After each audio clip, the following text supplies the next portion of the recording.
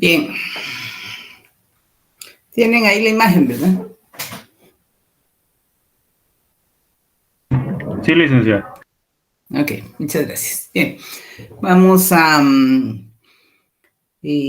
bueno, en la clase anterior pues hemos visto cómo se elabora un plan de desarrollo desde que empezamos con la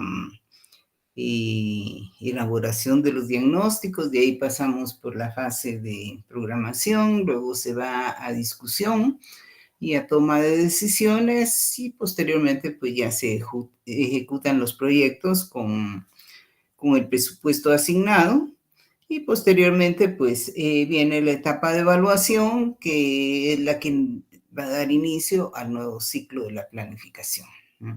Eso lo vimos en la clase anterior. Así que ahora vamos a ver los planes de desarrollo,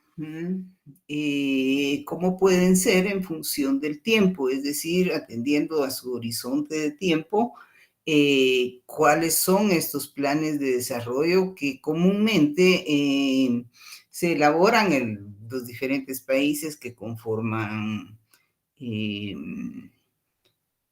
Naciones Unidas, ¿verdad? Que conformamos las Naciones Unidas, pues todos los países que estamos ahí metidos, de alguna manera, pues estamos obligados a formular un plan de desarrollo en cada uno de nuestros países.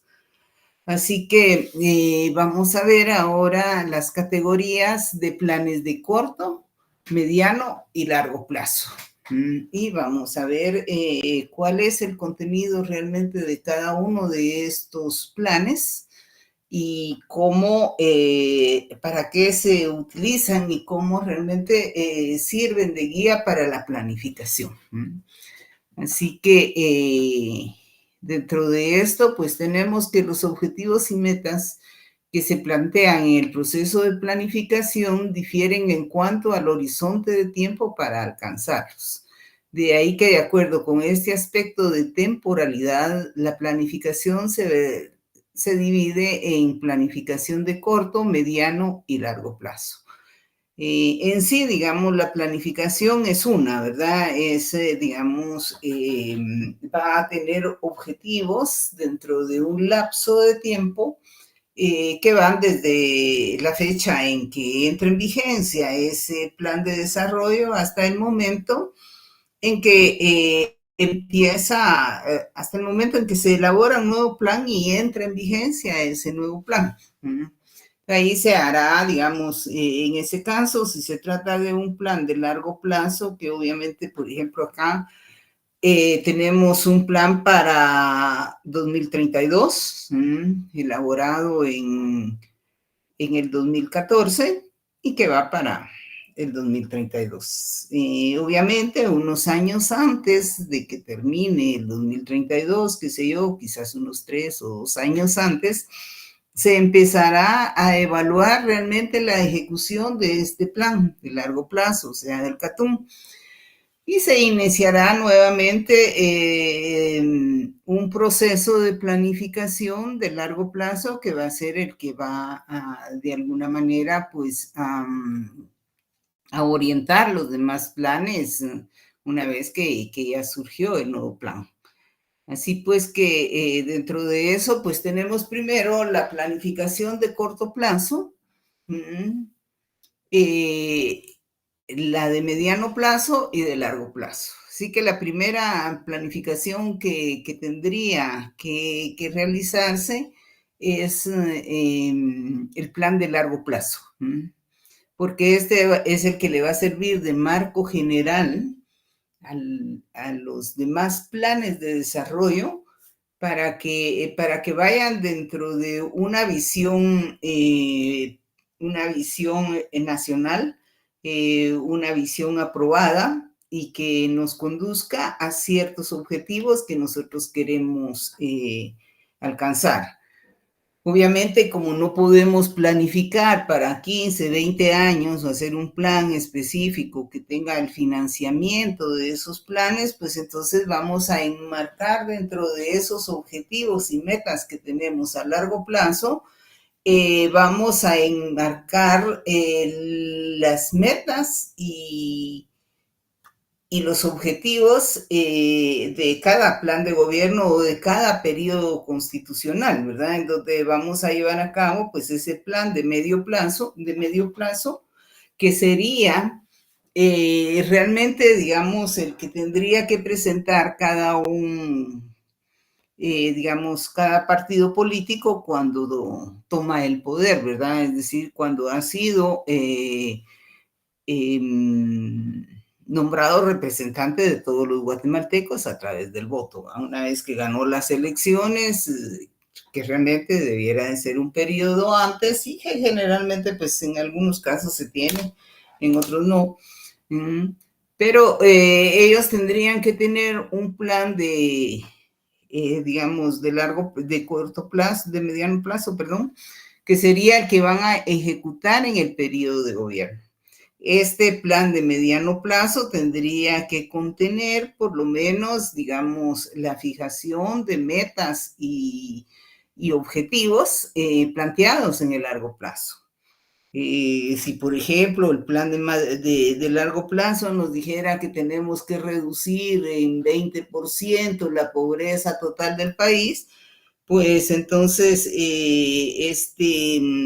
este plan debiera de decir en qué porcentaje va a contribuir este periodo constitucional de gobierno. Es decir, bueno, vamos a bajar estos y estos niveles, lo vamos a hacer a través de tales o cuales acciones, y en estos 5 o 4 años, dependiendo de cuál sea en cada país, pues se llevarán a cabo esas acciones que vayan contribuyendo a mejorar la calidad de vida de las personas, ¿verdad? Entonces, y luego, pues, obviamente, dentro de ese plan de mediano plazo, tenemos el plan de corto plazo, que no es otra cosa más que el presupuesto general de ingresos y egresos de la nación. Así que, digamos, cuando nosotros vemos esto, ya sabemos que esos planes están encuadrados en objetivos y metas que fueron creadas en el Catún, por ejemplo, en el caso que estamos viviendo actualmente, ¿verdad? O bien en cualquier otro plan.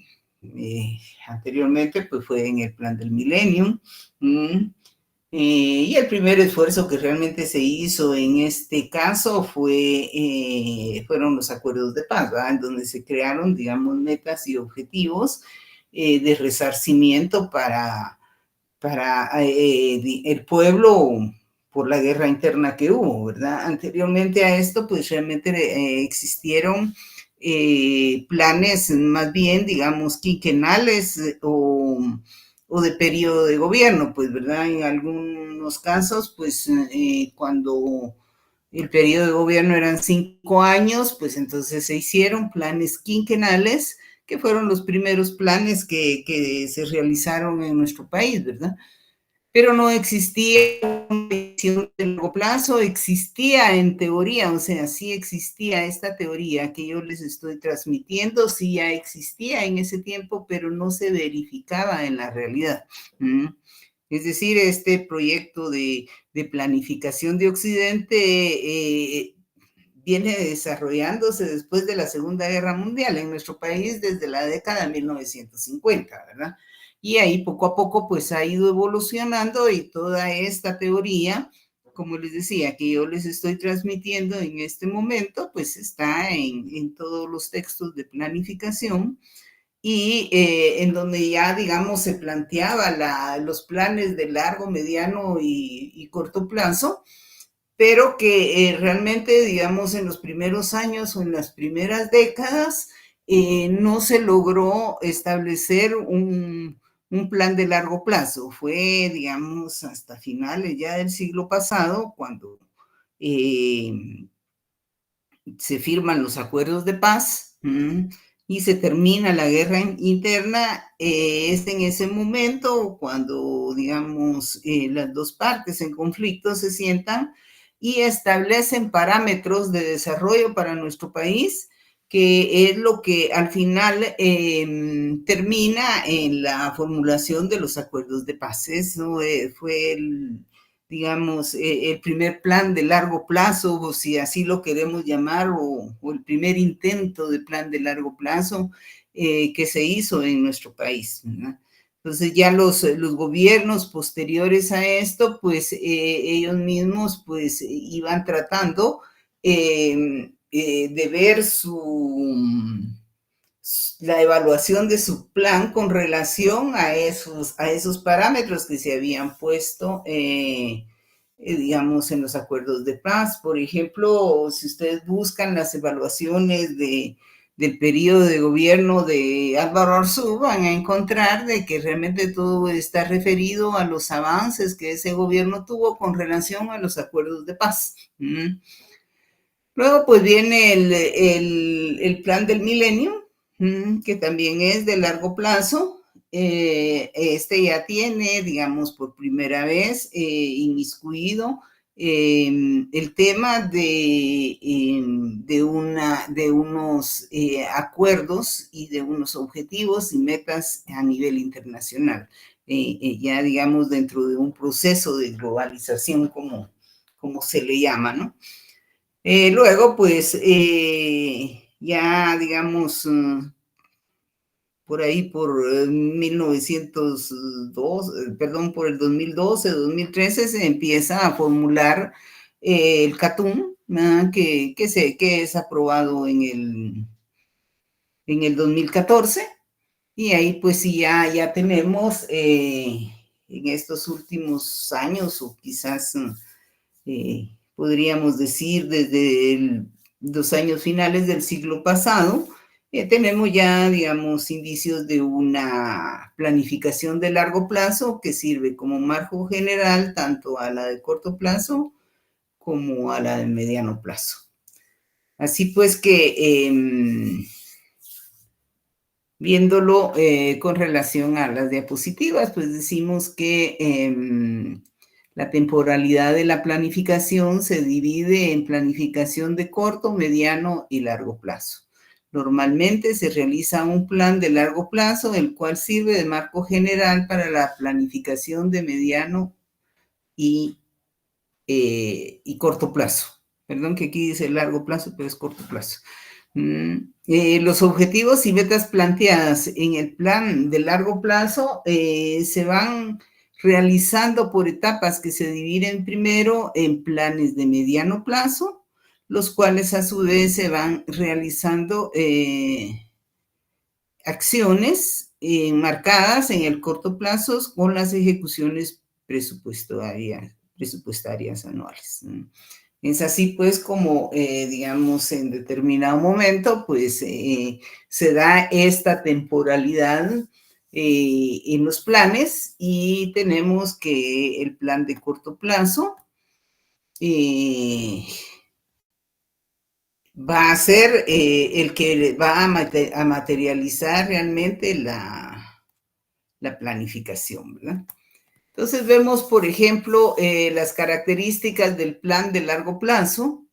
Dice que plantea grandes metas o grandes objetivos y metas que necesitan mucho tiempo para realizarse. Es decir, en un plan de largo plazo estamos hablando de proyectos de tipo estructural que van a cambiar, digamos, hasta cierto punto las costumbres de una comunidad, pues, ¿verdad? Aquí estamos hablando ya de aspectos culturales, de aspectos que están ya arraigados en el ser humano y también, digamos, aspectos que de alguna manera se quieren cambiar en la visión o la interpretación del mundo.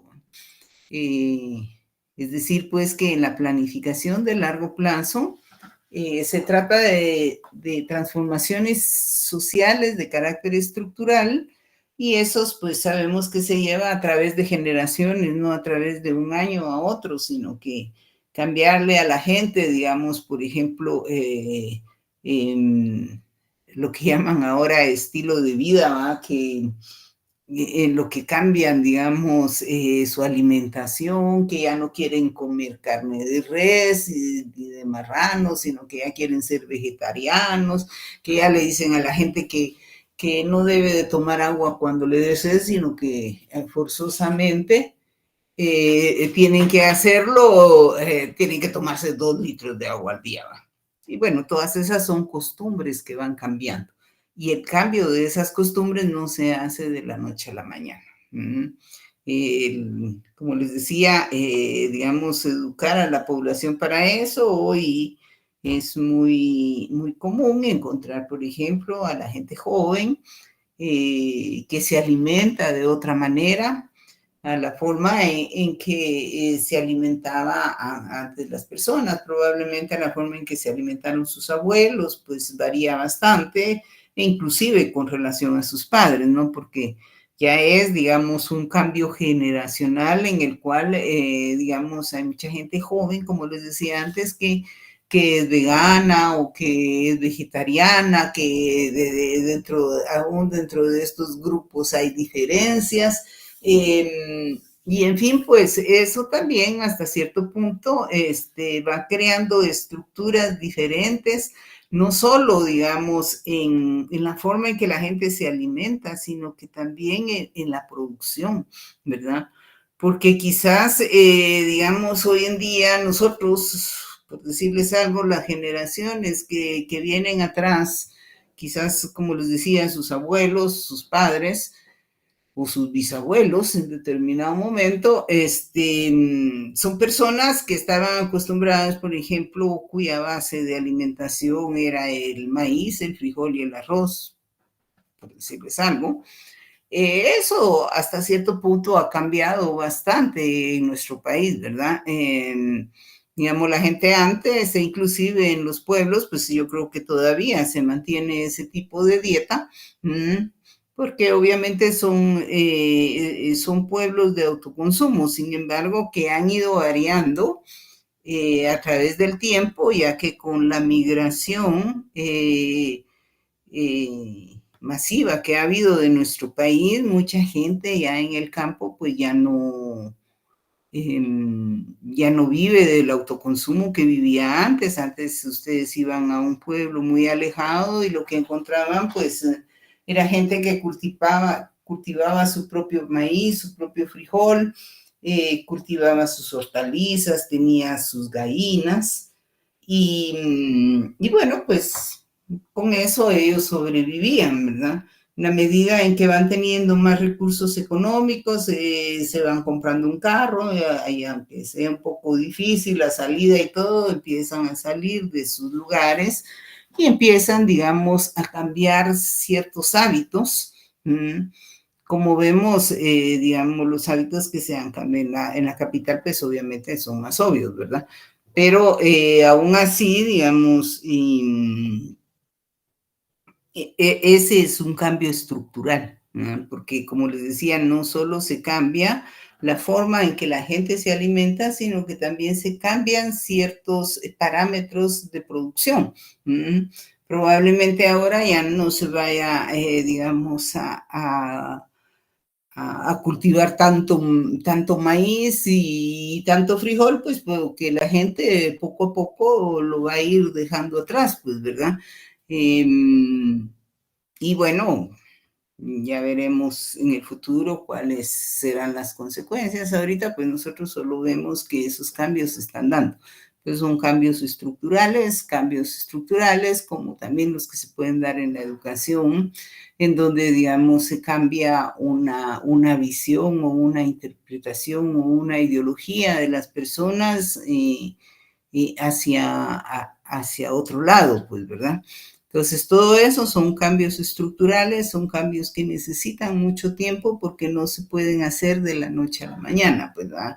La gente tiene que ser educada para ir teniendo, digamos, o ir absorbiendo ese tipo de cambio. La forma en que sus abuelos fueron educados es muy distinta a la forma en que fueron educados ustedes, pues, ¿verdad? Que son mucho más jóvenes. Entonces, obviamente, ustedes tienen una interpretación diferente de la realidad, porque en estas últimas décadas, pues sí, realmente ha habido un avance tecnológico enorme y también se han dado saltos en ese tipo de cambios estructurales, ¿no? Esto, como les decía, la tercera cosa es que esto va a conllevar cambios culturales e ideológicos en la sociedad. Ustedes ven cómo surgen, digamos, por ejemplo, nuevas religiones, cómo se van modificando todos esos preceptos morales y éticos que las personas han manejado. Es algo que no se puede hacer tampoco de la noche a la mañana. Pero en términos generales, pues esta planificación de largo plazo va a tener un horizonte de tiempo mayor de 5 años. Generalmente la definen como una generación y una generación se define más o menos como de 20 años. Entonces, ahí es como vamos viendo lo que es la planificación de largo plazo, qué es lo que contiene este tipo de planificación y qué es lo que busca, ¿verdad? Por ejemplo, cuando hablamos de que plantea grandes metas, objetivos, hablamos de cambios educativos, por ejemplo, ¿verdad? Eso no es tan fácil, digamos, de ir implementando. Hoy en día, antes, pues, toda la atención de la educación estaba, por ejemplo, en la matemática, que es una ciencia lógica, que en teoría, pues, despierta de alguna manera el intelecto de la persona, pues, ¿verdad?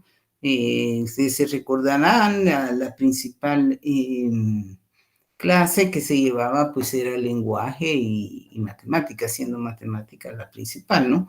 Y eso ha ido cambiando tanto que ahora ya no le están dando mucho énfasis realmente a este tipo de cosas. Vemos cómo se ha ido desfigurando nuestro lenguaje, ya la gente ya no le pone atención si, digamos, un artículo tiene faltas de ortografía o no las tiene, ya eso como que ya no importa o ya no importa mucho cuando, digamos, en generaciones anteriores era parte de la educación de una persona, pues, ¿verdad? Hoy vemos que la gente se comunica de una manera más ágil, y que va absorbiendo ese tipo de cambios, ¿verdad? Ya no ponen, por ejemplo, qué, sino que ponen una K, ya, digamos, tergiversan ¿cómo se llama? El contenido o la definición de un concepto. ¿Mm? Bueno, y en realidad, pues eso no es algo tan rápido que se hace, pues, ¿verdad? Esto ya lleva más o menos que unos 10 años implementándose y ahora pues sí ya es bastante visible. ¿Mm? Cuando hablamos de transformaciones sociales, pues hablamos de cambios en el modo de producción, ya que obviamente, digamos, ciertos cambios que se dan en la sociedad, sobre todo, digamos, si involucran lo que es la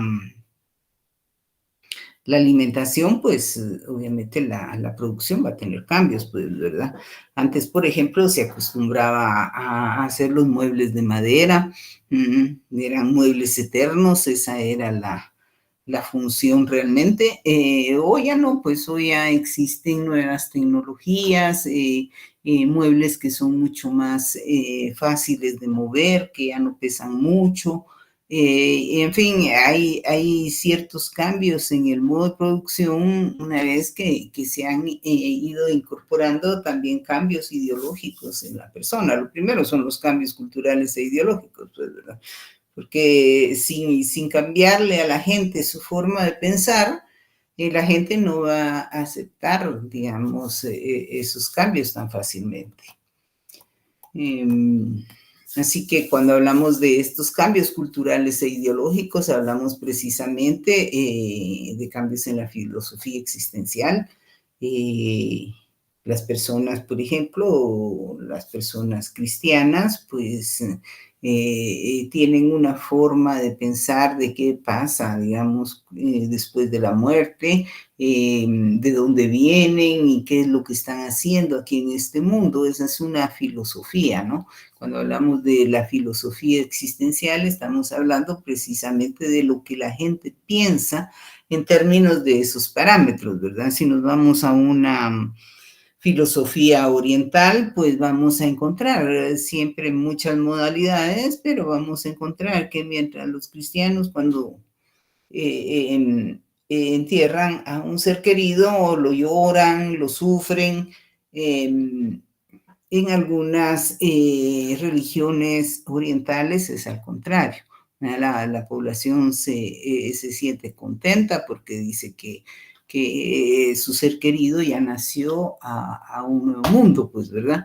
Entonces, esa es una filosofía existencial, ¿verdad? Es cuando la gente dice, bueno, yo creo que existo y que existo solo en este mundo, o por ejemplo Marx decía que no, que todo era materia y que uno nacía y se moría y ahí se acababa todo. Sin embargo, pues las religiones hablan de otra cosa, dan una esperanza para el más allá, y bueno, hacia eso se refiere lo que es una filosofía existencial, que es muy importante porque es el punto de partida de todo. Cuando yo tengo, digamos, una filosofía existencial y pienso que soy algo y asumo que soy algo, entonces de esa manera yo voy a actuar en el mundo, pues, ¿verdad? Y eso pues se va dando a través, de alguna manera, también digamos, de la enseñanza o de la forma en que las personas son educadas, ¿no? Así pues que, digamos, la religión, por ejemplo, es uno de los aspectos también importantes porque la religión de alguna manera amarra esa filosofía existencial, ¿verdad? Entonces, a través de la religión se dan, digamos, se le forma a la persona un marco ético en la cual pues hay una concepción del bien y del mal, ¿verdad? Entonces, si una persona, digamos, es religiosa, pues tratará de llevar en su vida pues ese tipo de actitud de bondad para con los demás y para consigo mismo, y el que no tiene ninguna religión ni va a ningún lado, pues se libera de todo ese marco ético, y ahí es donde encontramos pues a gente criminal, a gente que sale realmente del esquema y que está en contra de la supervivencia humana, pues, ¿verdad? Porque eso también es importante, pues, ¿verdad? En la medida en que hay comunidades que se van contaminando, como lo que pasa, digamos, con las maras y todo eso, pues es parte precisamente de no tener una filosofía existencial clara que guíe la vida de las personas, ¿verdad?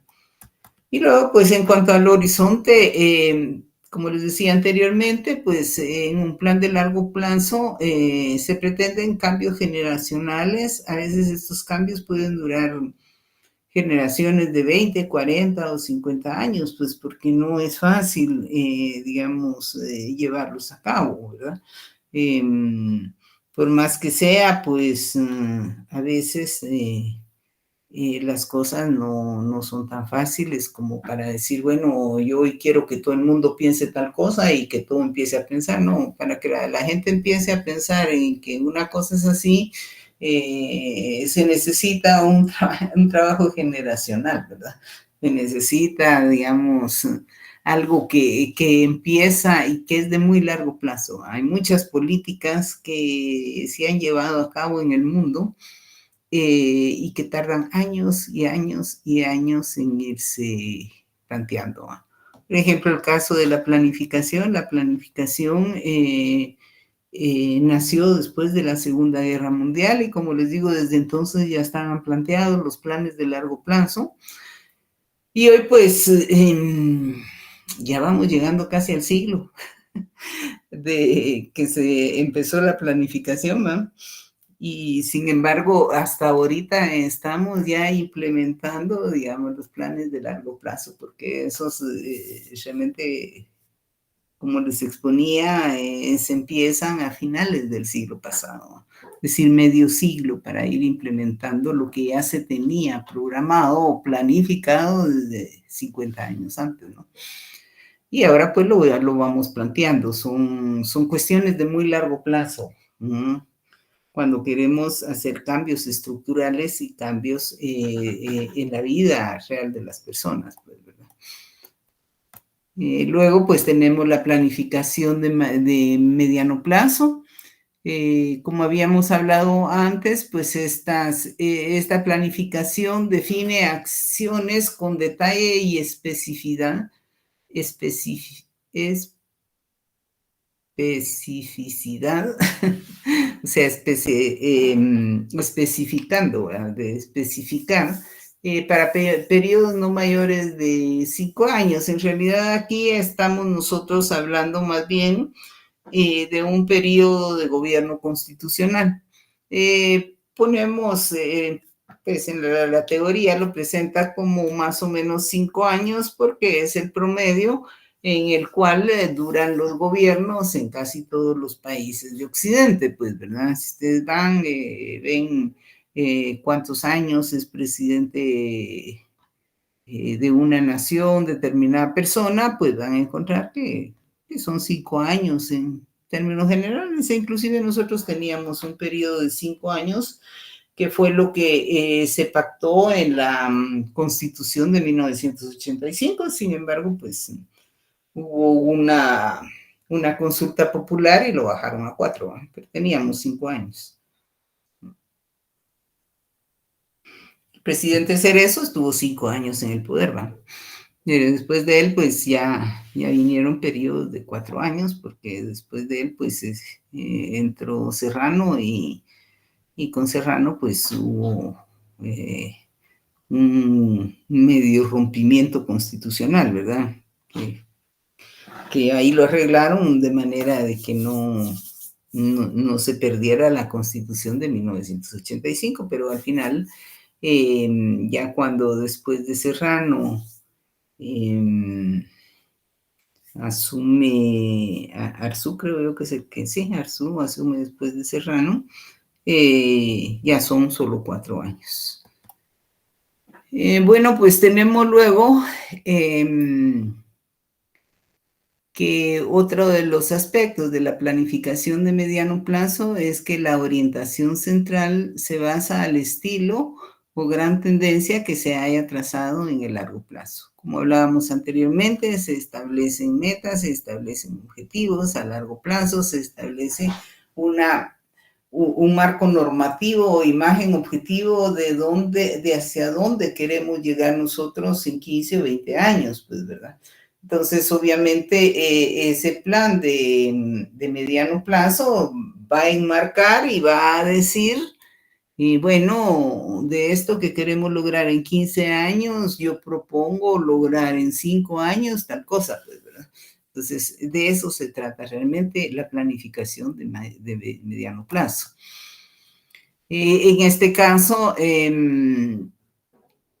la planificación de mediano plazo va a completar metas cuantitativas y de inversión y metas cualitativas de incorporación tecnológica. Es decir, aquí ya podemos nosotros visualizar a 5 años y podemos primero pues hacer un presupuesto a precios constantes de estimaciones que puedan llevar a cabo los proyectos contemplados en el mediano plazo.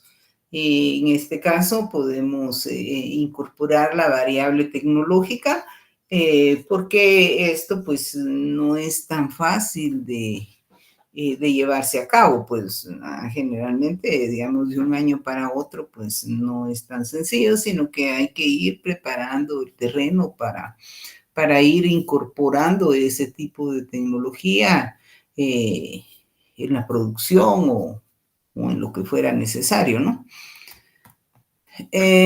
Y luego, pues, promueven cambios estructurales tanto en la esfera de la producción como en el consumo y del grado de apertura hacia el exterior. Es decir, obviamente, estos cambios estructurales van a estar definidos en la planificación de largo plazo, pero la planificación de mediano plazo tendrá que hacer su parte, pues, ¿verdad? O sea, tendrá que ir implementando algunos cambios que vayan poco a poco buscando el horizonte que fue planteado en el largo plazo. Como les decía aquí, por ejemplo, se habla de que hay cambios en el consumo, poníamos un ejemplo claro, pues, ¿verdad? Eh,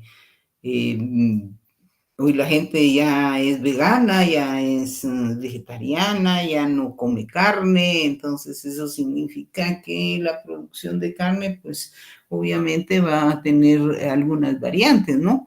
Y obviamente, pues, también el consumo, ya que en determinado momento es un producto que anteriormente pues se producía más porque hoy si ya no se consume tanto, pues tendrá que bajar su producción. Obviamente nosotros todavía no hemos llegado a esos casos, sin embargo ya se van vislumbrando. En países más desarrollados sí se han estado dando estos cambios, inclusive en los años anteriores han habido muchos problemas por ejemplo, Nueva Zelanda, porque ellos producen mucha carne, mucha leche, mucho producto, mucho queso, mucho producto lácteo, ¿eh? Los quesos y todo eso, inclusive hubo ahí varias manifestaciones y problemas con los gobiernos debido a que fueron implementando algunas leyes que fueron restringiendo las granjas que se dedicaban a esos productos, ¿verdad? Todos sabemos, por ejemplo, que la mejor leche del mundo pues sale de Nueva Zelanda, ¿va? O de los Países Bajos. Es más, son ellos los únicos que hacen leche en polvo, ¿va? Entonces, Eso obviamente va a crear cambios en la estructura productiva de los países, pues, ¿verdad? Y también, digamos, hacia el exterior, porque obviamente sus exportaciones van a variar, ¿no?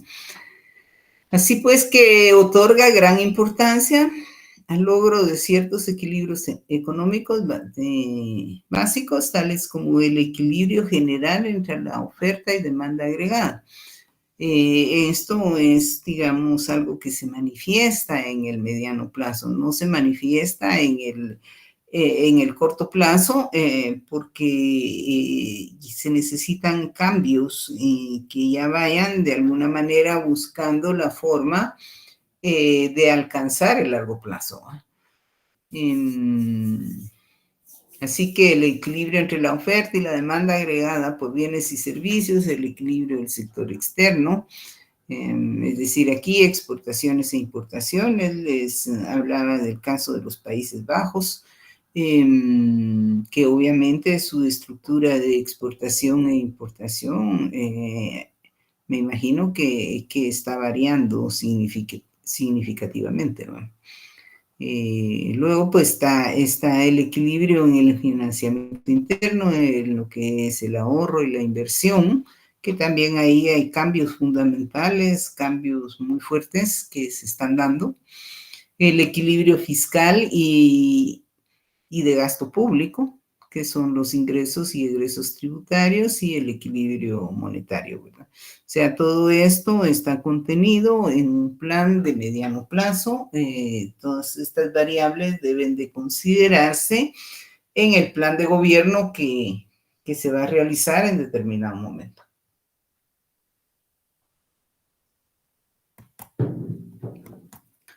Luego tenemos la planificación de corto plazo. En este corto plazo, el corto plazo está asociado a los planes anuales operativos, que no son otra cosa que lo que nosotros conocemos como presupuesto general de ingresos y egresos de la nación. Esto lo hemos repetido muchas veces a través de todo el curso y es muy necesario realmente que se tenga esa idea clara.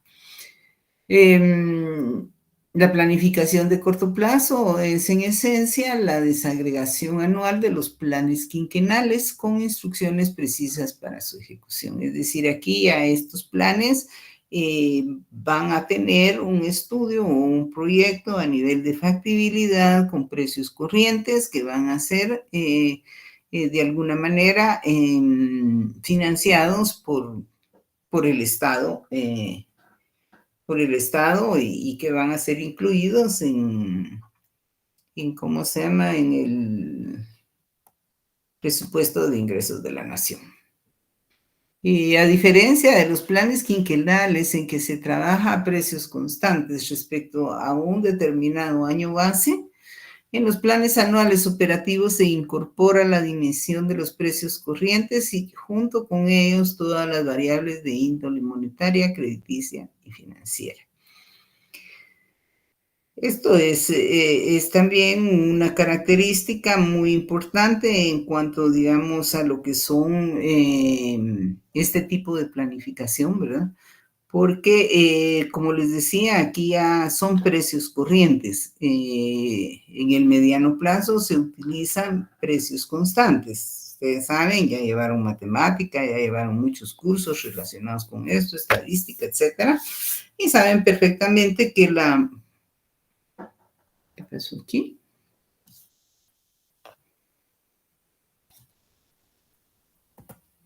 Oh, oh.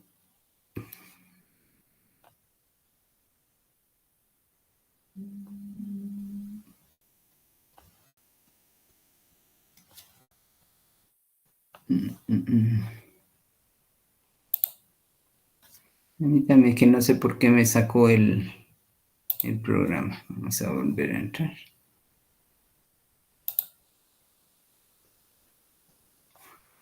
Pero, ok.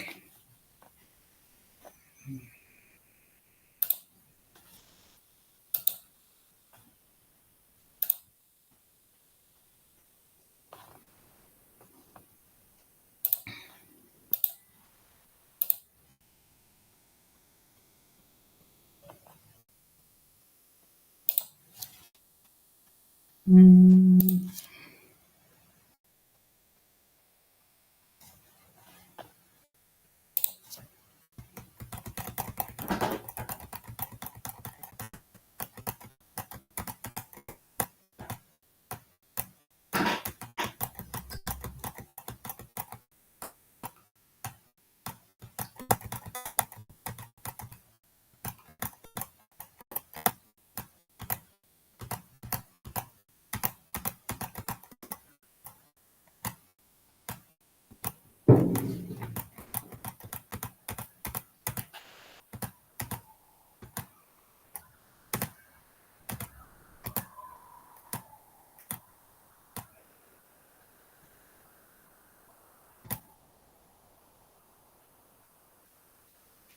Pues bien, por aquí vamos. La planificación de corto plazo, decíamos, a diferencia de los planes quinquenales, se trabaja a precios constantes respecto a un año. Licenciada, perdón, no está ¿Sí? compartiendo pantalla.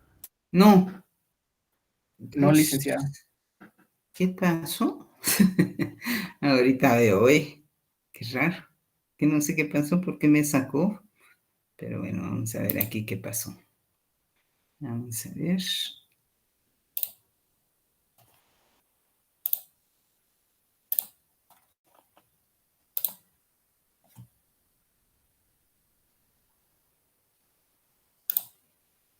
Ahí sí. Ya, licenciada. Ok, gracias.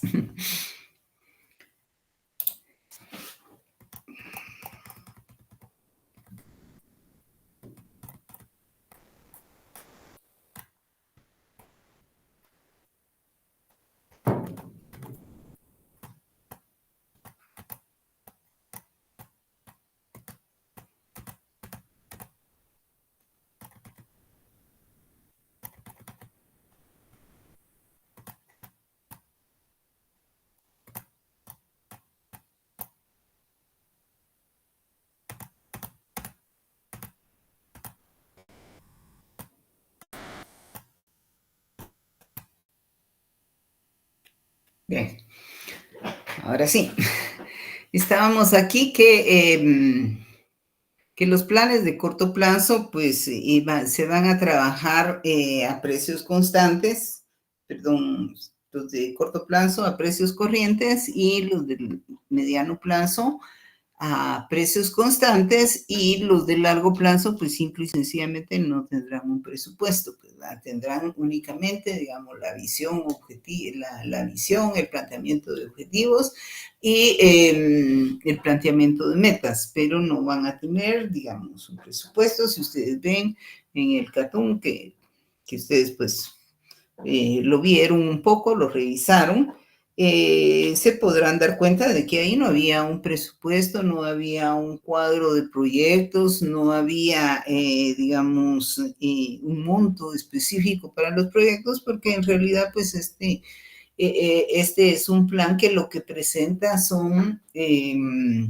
una imagen objetivo, presenta el planteamiento de metas, planteamiento de objetivos y metas, y el planteamiento de la estrategia de desarrollo, pero no va a presentar, digamos, ya un plan de inversión como tal.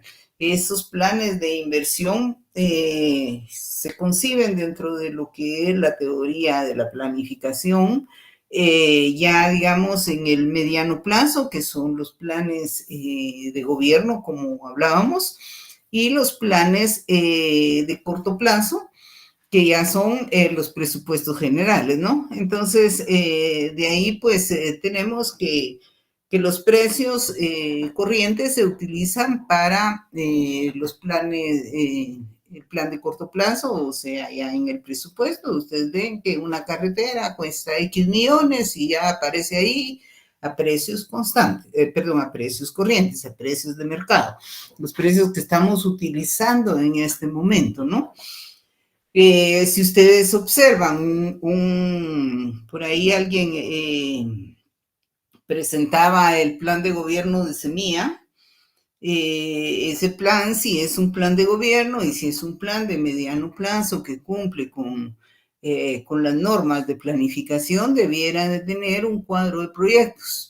Y ese cuadro de proyectos debieran de estar especificados los proyectos con, digamos, su estudio ya realizado, es decir, con estudios a nivel de factibilidad y con un presupuesto a precios constantes, es decir, deflatados por el índice de precios. Eso es lo que hace realmente técnico aceptable como pues académicamente un plan de gobierno, ¿no? Porque el CATUM, sí, el CATUM no tiene esas características porque es un plan de largo plazo. Yo en la realidad no he tenido, digamos, la oportunidad de ver el plan de semilla, no sé si lo tiene o no, pero debiera tenerlo.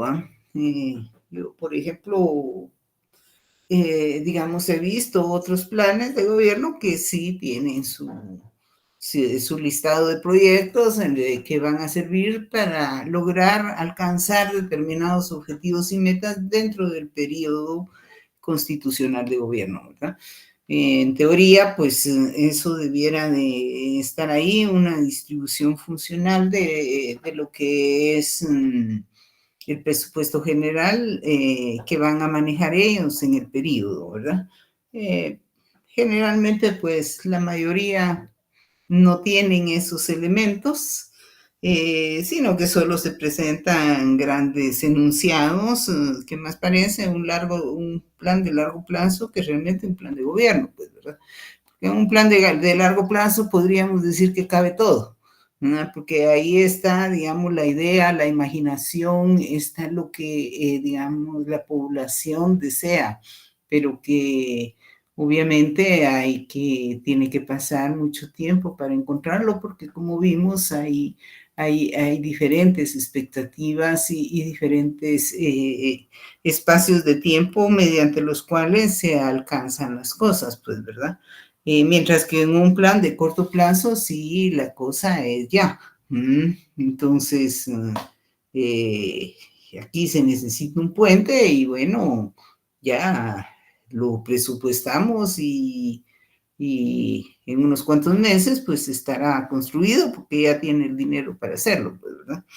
Entonces, esas van siendo, digamos, algunas diferencias entre la planificación de corto y mediano plazo, que son, digamos, las que son más objetivamente realizables, ¿verdad? ¿Por qué? Porque de alguna manera hay un manejo de un flujo financiero del cual se puede disponer. Es decir, un gobierno va a tener, por ejemplo, en Guatemala, un gobierno de 4 años, pues obviamente va a tener 4 presupuestos. Pues, y en base a esos 4 presupuestos es que él tiene que hacer su plan de gobierno, así como nosotros a nivel individual tenemos un salario y en base a ese salario que nosotros manejamos, vamos a planificar nuestras actividades, a que obviamente no la vamos a hacer así tan como se hace un plan de gobierno, porque ese es para nosotros, es para nuestra familia, ¿va? En cambio, un plan de gobierno es para toda la población, entonces sí tiene que cumplir con ciertos parámetros de presentación, ¿no? Entonces es lo mismo, ¿no? Un gobierno va a tener 4 presupuestos anuales. Y esos 4 presupuestos anuales son los que él debe de proyectar para presentar su plan de gobierno, ¿eh? Pero eso es, digamos, lo que la teoría de la planificación ha planteado desde hace muchísimos años, pues, ¿verdad? No es algo de ahorita. Luego, pues, también tenemos que en la planificación de corto plazo, la política de ingresos asume una relevancia diferente a la de mediano plazo. Son importantes los precios, los márgenes de ganancias, los ajustes salariales, etcétera, ¿verdad? ¿Por qué? Porque, digamos, por ejemplo, en un plan de mediano plazo, el gobierno puede en determinado momento plantear un cambio en el régimen de impuestos, pues, ¿va? Eso no se va a hacer fácilmente, ¿verdad? Eso va a llevar por lo menos unos 2 o 3 años de estudio que aunque la gente no lo sepa, pero sí hay muchos acuerdos nacionales que se deben de tomar en cuenta para eso, ¿verdad? No es nada más de que venga el presidente y diga, bueno, ahorita cambio los impuestos y ya. No, hay sectores sociales que se van a contraponer a ese tipo de medidas, pues, ¿verdad? Entonces, obviamente, pues aquí hay una política de ingresos que puede cambiar, se puede plantear a mediano plazo, pero no en el corto plazo, eso no va a ser de un día para otro, pues primero ha de pasar al Congreso la ley, tener, digamos, la anuencia de todos los sectores, y una vez que ya está emitido el decreto correspondiente, sancionado por el Ejecutivo y aceptado por la población que no tiene impugnaciones, entonces ya se podrá implementar esa política de ingresos, ¿verdad? En el periodo siguiente, obviamente, de cuando ya se tiene listo, ¿no? Entonces, todos esos cambios se van dando, pero algunos son de corto plazo y otros son de largo plazo, ¿no? Y hay otros que son todavía de más cortísimo plazo, que ya vamos a empezar a hablar de ellos, pero en sí lo que yo les quiero transmitir es que cada uno de estos planes va a tener sus características específicas, pues, ¿verdad? Cada uno tiene un papel diferente que cumplir dentro de la sociedad, dentro de la nación y dentro de toda la política económica que pueda existir a nivel económico-social, ¿verdad? Luego tenemos otro tipo de planificación, y este tipo de planificación es la planificación de coyuntura. Debido a los ciclos económicos que muchas veces no pueden preverse y a situaciones de emergencia, ya sea en el campo económico y social, los planes de desarrollo en la mayoría de los casos no pueden ser ejecutados de acuerdo con la programación que se ha realizado en lo que podríamos llamar un proceso de planificación oficial. Bien, de esa cuenta, pues, digamos, nos va a aparecer un nuevo concepto que es la planificación de coyuntura. Básicamente, yo creo que ya todos ustedes habrán oído hablar de eso, lo hemos mencionado ya varias veces en el curso, pues, ¿verdad? Pero el común de la gente generalmente no lo conoce, pues, ¿verdad? Así mucho llegan a conocer lo que es algo relacionado con el presupuesto de la nación, pero ya digamos todos estos aspectos eminentemente técnicos que manejamos los economistas, y básicamente los economistas y pues obviamente también a algunos otros profesionales que se especializan en esto, porque realmente, digamos, aunque carreras como la ingeniería, pues tienen mucho que ver, digamos, con la planificación. También es cierto que es otro tipo de planificación, no es una planificación nacional, sino que es una planificación de proyecto que aunque persigue lo mismo, digamos, en términos generales, planificar, ejecutar y todo lo demás, sí, digamos, los aspectos que se analizan son diferentes, ¿verdad? Porque en una planificación nacional nosotros vamos a analizar toda la economía en su conjunto, lo mismo, digamos, el sector salud que el sector, digamos, energético o el sector agrícola o qué sé yo, pues, ¿verdad? Mientras que, digamos, en la ingeniería, pues sí se lleva, digamos, este tipo de teoría, pero más enfocado, digamos, a algo puntual como lo que sería un proyecto específico de infraestructura.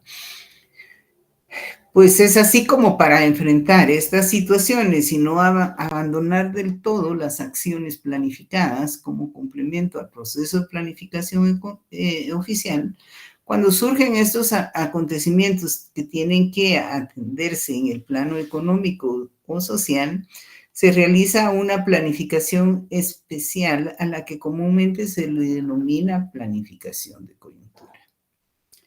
Estos planes de coyuntura contienen medidas de emergencia que han de atenderse en forma paralela a la planificación normal. Obviamente, la ejecución de estos planes obligará al gobierno de turno a atrasar la ejecución de algunas actividades programadas en la planificación oficial ya definida. ¿Y esto por qué? Pues porque obviamente una planificación de coyuntura va a significar de alguna manera pues un costo, un gasto para el Estado.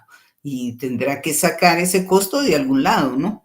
¿De dónde lo va a sacar? Pues tendrá que hacerlo del presupuesto de ingresos y gastos, pues, ¿verdad? Y al sacar, digamos, ese dinero del presupuesto, pues habrán obras que se dejarán de cubrir, pues, ¿verdad? En el caso de la pandemia, pues vimos, pusieron subsidios, esos subsidios tenían como fin, pues, de alguna manera, aminorar algunas cosas en la población, y pues al final pues es un dinero que se desvía de un lugar a otro, ¿verdad? Los objetivos y metas de la planificación de coyuntura, pues se trata de soluciones de situaciones inesperadas, no contempladas en la planificación, es decir, que así de momento, pues tenemos que ver qué hacemos para hacerle frente a una situación que se está dando, ¿no?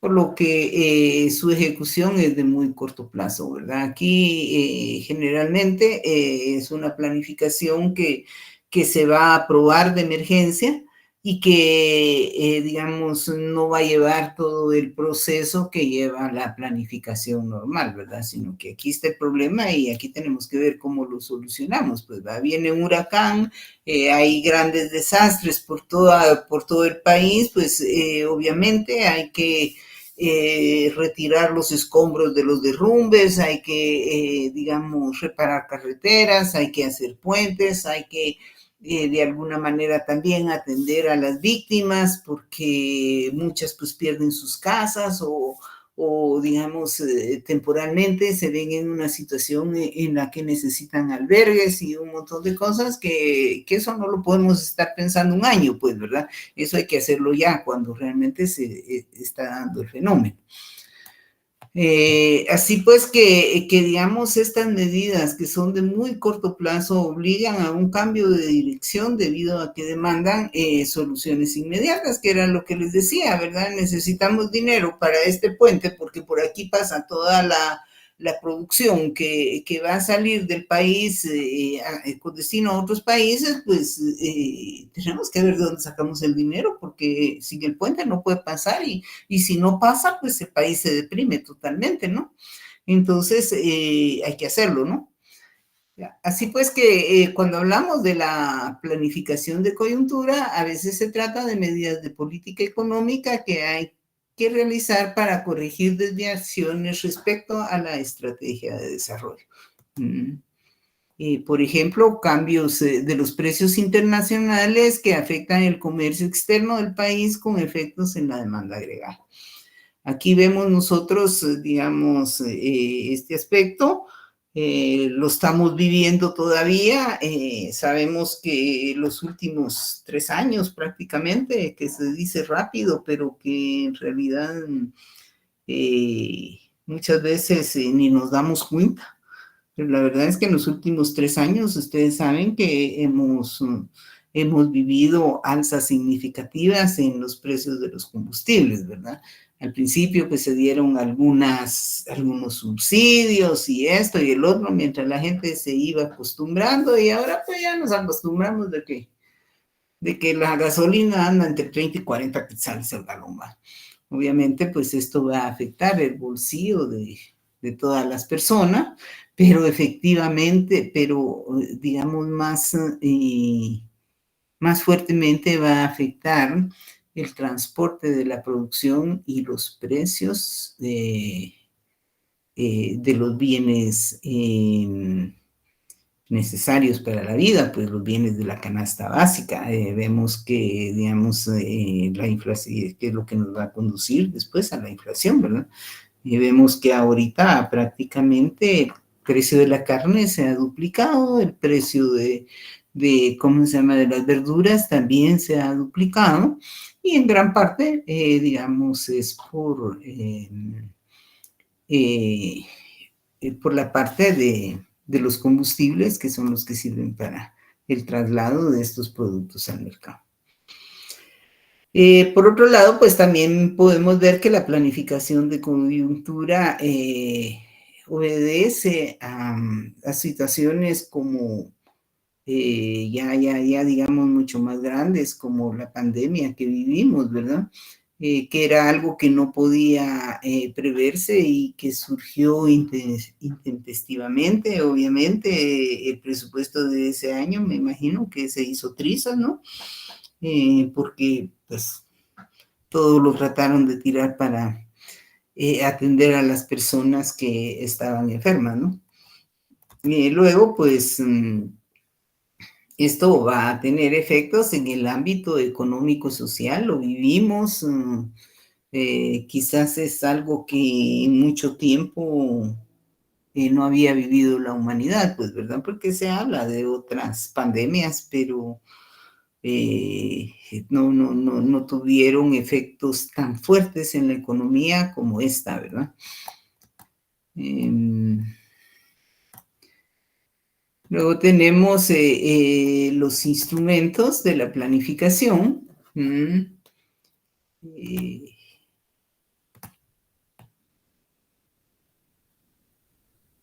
Bueno, yo creo que nos vamos a quedar aquí porque aquí ya empezamos un nuevo tema y ya llegamos al final de la clase.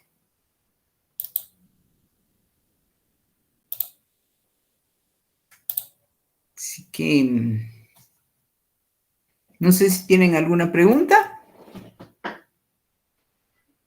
Ya son las 7, licenciada. Sí, así es.